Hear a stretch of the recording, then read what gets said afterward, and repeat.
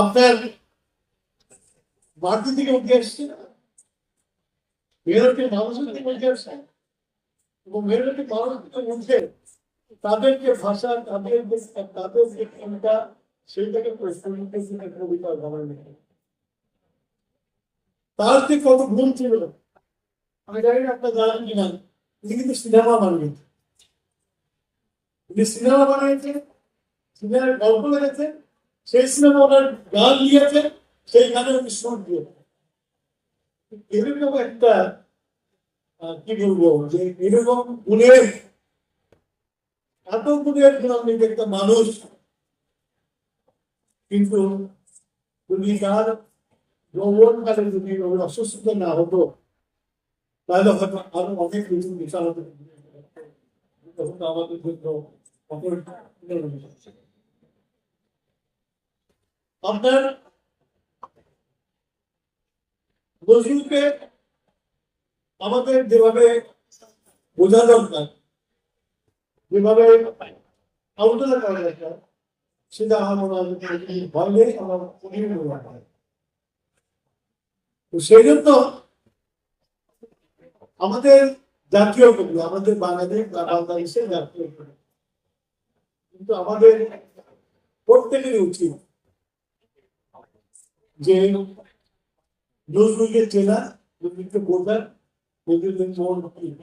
অনেক সময় মনে হয় নজরুল, অনেক সময় মনে হয় সবাই বলে গেছে প্রেমিক, অনেক সময় মনে হয় যে সম্রাট গান লাগছে।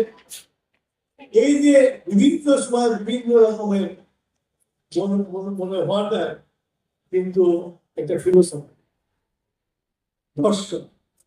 সেই দর্শনটাকে যদি আমরা বলতে পারি, এখানে যদি আমরা বিশ্লেষণ করতে পারি, আমরা কিন্তু আজকে বাংলাদেশের যে অবস্থান থেকে সেই অবস্থান।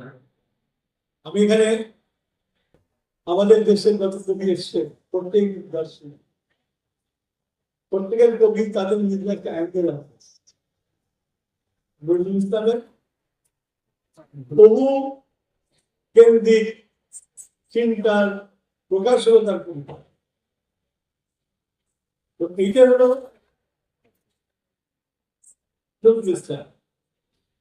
আমি আমার বক্তব্য দীর্ঘায়িত করবো না, আমি শুধু আমার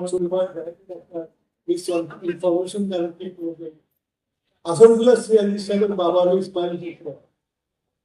ওনার কবরটা জিয়ারত করতে নজরুল ইসলাম এসে তখন বলেছিল ওখানে যে এটা যদি বেশি ওখানে আমার লাভ হবে।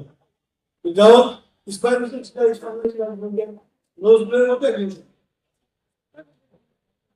যার অনেকে বলে তার নাম সিরাজ না, সিরাজি নাম দিতে সিরাজ বলবে, ওনার নামের পিছনে ইসমাইল হোসেন সিরাজি দেওয়া হবে।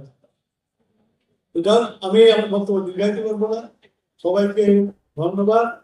এবং এই ধরনের আলোচনা খুব সুস্থ বিষয়, এইসব আলোচনায় আপনাদের শুনেছেন, তার জন্য আমি আমার দর্শকদেরকে ধন্যবাদ জানাই। আরো বলতে হবে নতুন সম্বন্ধে, আরো জানতে হবে, তাহলে আমাদের যে নতুন সার্থক হবে। আমাদের একটা আমাদের ছোট ছিলাম, আমাদের স্কুলের কিন্তু রবীন্দ্রনাথের